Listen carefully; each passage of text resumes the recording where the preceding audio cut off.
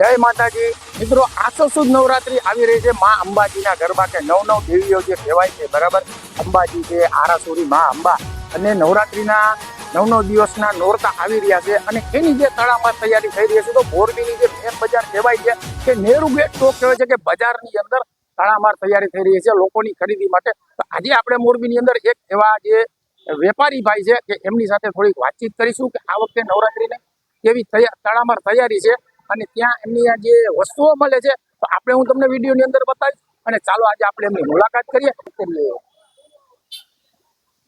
આપણે આવી ગયા છીએ એમના વેપારી સાથે વાતચીત કરવા માટે. તો આપણે એમની સાથે વાતચીત. શું નામ છે દાદા તમારું? મારું નામ કિશોરભાઈ પ્રજાપતિ.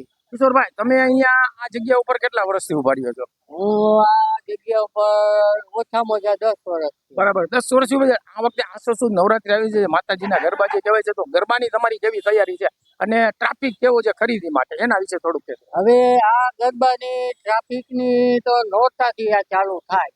અત્યારે અમે જે ડેકોરેશન અહીંયા રાખ્યું છે, પબ્લિકને જાહેરાત મળે કે અહીંયા ગરબા આવી ગયા છે અને ગ્રામ્ય વિસ્તાર વાળા અહીંથી લઈ જાય વેલા.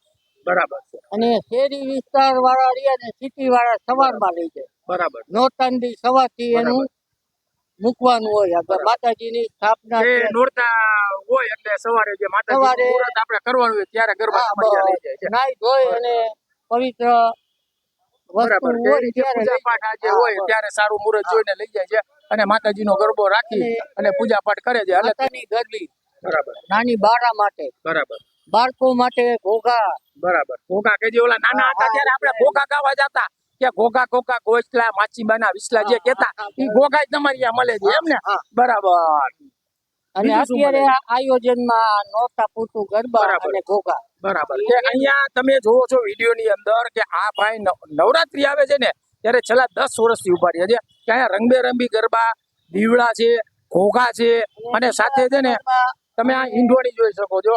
આ જો આ ઈંઢોણી તમે જોઈ શકો છો, મારા હાથમાં જ છે. બરાબર છે કે એકદમ ગરબા ઉપર જો તમારે ઈંઢોણી મૂકવી હોય ને માતાજીના મંદિરની અંદર, મઢની અંદર, તો સરસ મજાની ડિઝાઇન વાળી છે ને આખી આ કમ્પ્લીટ છે. અને આ તમે જો આની અંદર અહીંયા નાની નાની ગરબીઓ છે, નાની બાળાઓ માટેની છે, આ તમે જોઈ શકો છો.